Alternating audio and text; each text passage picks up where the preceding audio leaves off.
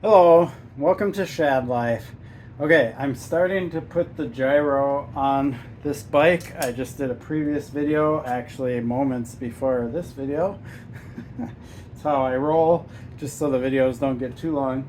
But I want to explain a little bit about how to install a gyro. So let's talk about that a little bit here. So the parts of a gyro are, you have this top plate, and from above it looks like this. So your top cable splits and goes into these two mounting points. I'll show that in a little bit. And then the housing actually stops there, and then the cable comes out on both sides and then hooks to the top part of this piece, which you can see there. There's a spot on this side and a spot on that side. And then here are the two bottom pieces. So the whole way a gyro works is that this top piece spins while the bottom piece stays stable. So since this is lined up with this top piece, your handlebars can spin while the bottom piece stays stable. See how that bottom piece, it's not hooked up, of course, I have to move it with my finger, but once it's all hooked up, this top piece will spin with the fork and the stem while the bottom piece stays stable. And then the cables move this whole thing, let's get it straightened out again, up and down. So when I pull the brake lever, it's going to move this up and pull another double cable down below that'll get hooked up here in a minute, and then go back to the rear brake. So that is how the basics of a gyro. So you need all these parts. So far I've installed the S&M Enduro stem, and then I have the top plate installed, and then the headset and everything. The key is you need to make sure you have enough of a spacer so this can go up and down and you have enough movement to actuate the rear brake. This particular setup is, if I go down too low, see how that back hits the frame? If I go too high, well, there isn't such a thing as too high, it's going to hit that plate. So this is the amount of movement I'm going to have. So hopefully that's enough to actually actuate the rear brake, because it may not be enough. I don't know. And what I'm realizing is this fork that I'm kind of borrowing again from Tom Hagen actually doesn't have enough steer for me to make this any higher. The standard fork, the blue one that I need to drill a hole in so I can use that brake plate and everything, does. So if this doesn't work and have enough movement, I'm not even going to be able to use this fork. So that's kind of the issue, because I am where the top of the steer is right about there. I can't put any more spacers in because you really want your steer to be mostly in the stem. So yeah, kind of tight. Everything's really tight right now, but we're going to try it anyway. Okay, so I've had these sitting around for a long time. They are gyro tabs, and these are what need to go on the bottom down here in the holes on the frame. So I'm going to go ahead and install those, and then we'll be able to continue on with this build. I've had this for a long time because I had intentions on going through this process quite a while ago, and I just haven't done it yet. So yeah, let's get these gyro tabs installed, and then I'll show you how the cables and all that hook. Okay, so now you can see that these are installed. I have it on both sides, right? And you can see that this bottom part of the actual gyro itself rests on there. Now, what I can really see here is how much actual movement do I have, and will that be enough? We will find out. I mean, so basically that's how much space I have, as long as I have the barrel adjusters, which you'll see in a minute, not sticking down here too far, because however far they stick down, they're going to hit here. So I don't know if that's enough movement. I really don't. Guess we'll find out. Okay, so now I installed the upper cable. So let's follow this. So the upper cable starts with a single cable into a standard brake lever. These are the brake levers off of that GT. Not 100% sure I'm a fan. We'll see. But anyway, so single cable. Now you have an adjuster up here. Generally when I'm doing this, I put all the adjusters into their all the way in, and then I can have, once everything's tightened up, I can play around with that later. And then so what this does is this allows it to go from one cable. There's a device in here that slides back and forth and splits into two cables coming down.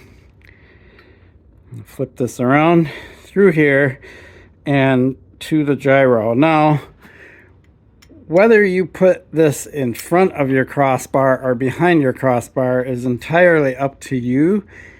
I generally put it in front of the crossbar. And then another thing to notice if you're ever installing one of these, one of the double cables is shorter than the other. And the reason why that is because your lever's over here, and if you're, of course, in the UK or something and you run your back brake on this side, you'd just flip this around so your shorter cable is on this side, right? But in this case, this is my rear brake on the right, so the shorter cable goes to the inside and the longer cable goes to the outside.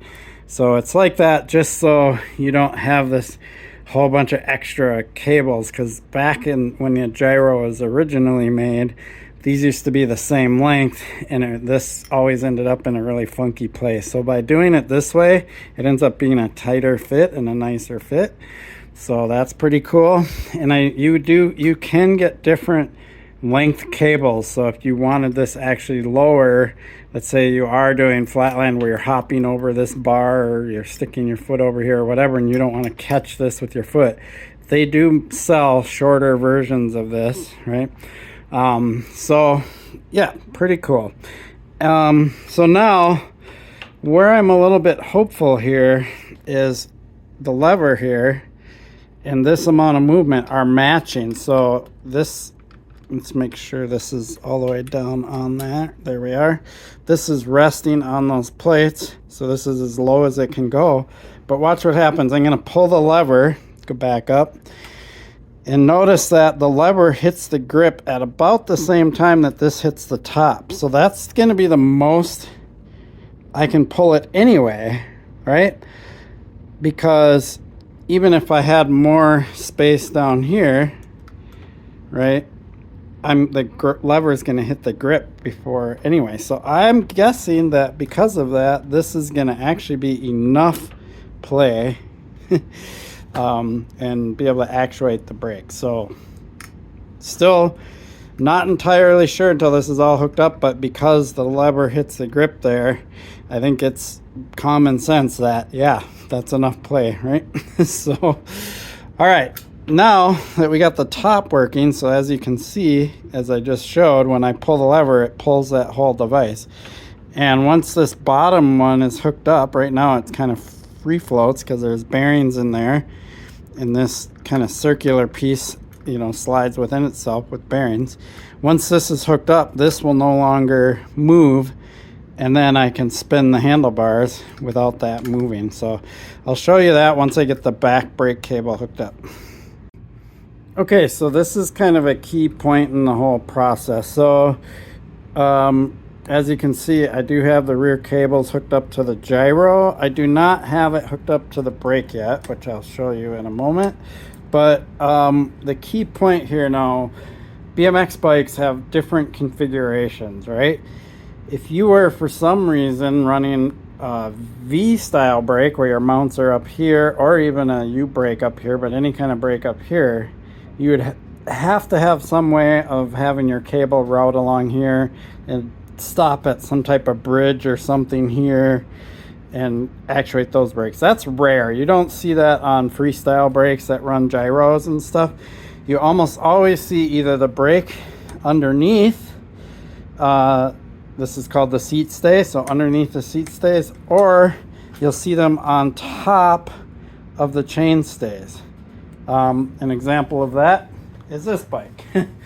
which I don't have a lot of light on, but this is on top of the chainstay, so the cable runs down the down tube in that case, and the stopper is right here.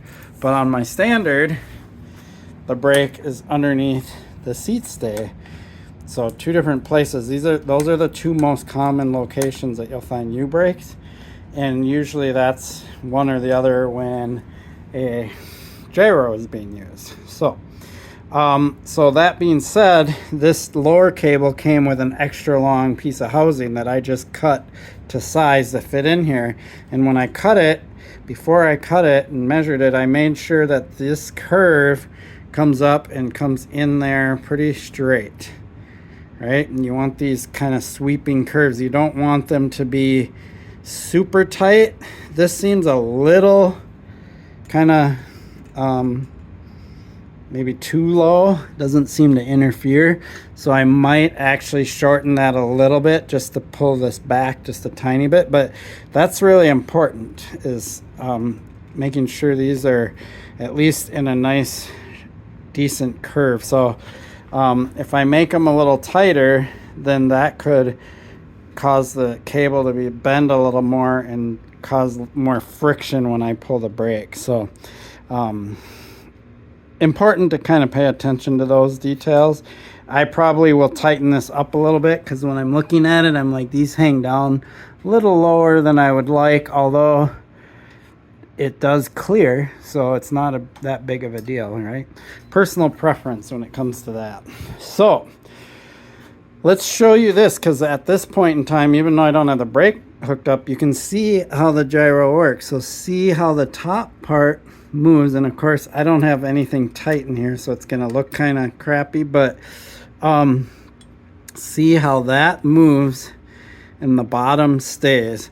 So this is the two cables that go to one and then go to your rear brake, and that stays fixed. And then this part where the top mounts is on the top piece of that, and there's bearings in here, and you have two plates, and the plates run on those bearings, and that's how a gyro works. That's like the slickest invention ever. And the gyro was not the first type of device to allow you to spin the handlebars. There was one that was called the rotor, made by ACS. The problem with the rotor is it needed to slide up and down the old school shim staff. So when you had the old quill style stems where the shaft went down into the fork and it had a little wedge, that's called quill.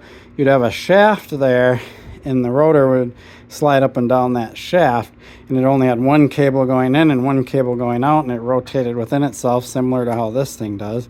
But it was a much bigger, chunkier piece, and the fact that it had to go up and down your stem required you to have to raise the bars more and have the bars too high. And then that stem shaft, back in those days before they came out with, you know, the threadless steer where you clamp the stem onto the fork directly, back in the old days, those stem shafts would bend, because the more you had them out of the fork, the weaker it was, and you'd be doing jumps and riding ramps and doing stuff, and the stem shafts would bend and then break if you didn't replace it. So when the gyro came out, it was a game changer, because it allowed us to run our stems all the way down. And then eventually when the threadless came out in the early 90s,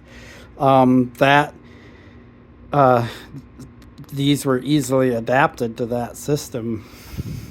So yeah, so now really all I have to do is hook up the rear brake, and I can show you how this works. I'm gonna shorten this just a tiny bit more before I do that. Okay, it is all set.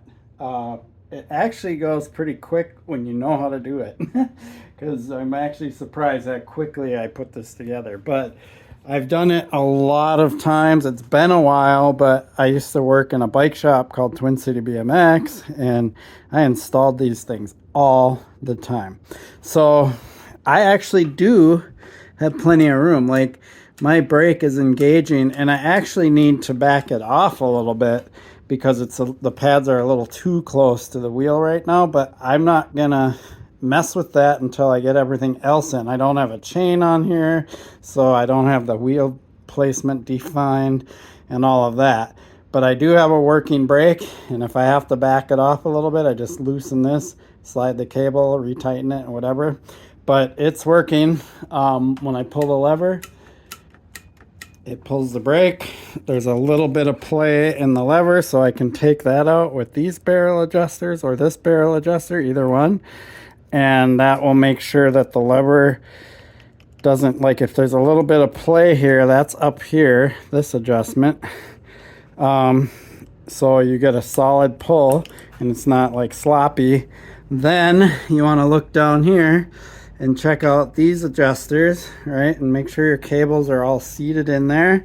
Make sure your cables are seated in here, because sometimes they won't be seated and you'll hook everything up and then they'll pop into place and everything will get all goofy, right? And then the bottom, make sure everything's seated on that side and over on this side, right? And then you make sure everything's seated in here, seated in there, and so on and so forth, right? So the whole system is working, and I can spin the bars, and I can have the brake on while spinning the bars. You know, that's the cool thing, is if you're holding the brake and the bars are spinning, and of course you can't hold the brake while they go all the way around, because your arms would have to do some really funny things in order for that to happen. But you know, as you're riding and you're steering, if you need to hit your brake, you can hit your brake at any part of the rotation. That whole system moves up and down, so you can see it in action. Pretty cool. So the important piece is this device here. It's the plate here, and then there's a plate there, and this plate underneath has bearings riding on it, and the plate here has bearings on that plate. The bottom plate is connected to the bottom cable. The top plate, or this isn't bottom, that's a top plate, but the, you know, the top part of the rotor connects to the brake lever, and this connects to the brake, and that's how the system works. You can see how everything moves, and you can see how it twists. Now, one of the things that happens, and you'll notice when I spin the bars, this stays level. Well, there's people that always ask me, sometimes this piece will go flip, flip, flip, flip. It'll kind of make the snapping motion as the bars go around. What that generally means is that you don't have equal tension on all four of these cables.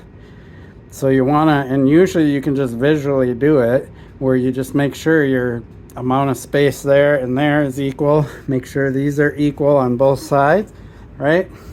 And if you get everything all equalized, then the pressure should be the same throughout this, you know, gyro piece, and it won't flip like that.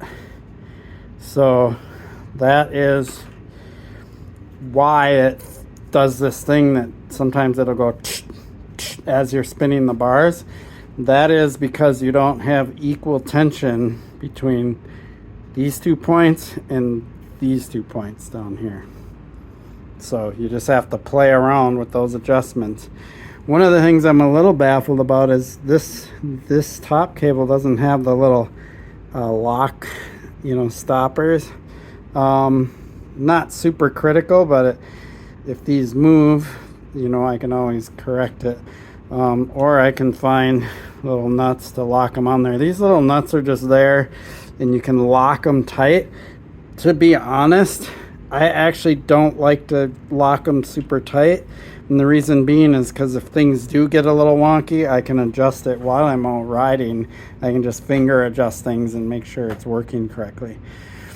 So once again, full working system. So back up, see my hand pulling the lever, you can see the gyro going up and down, and you can see the rear brake actuating.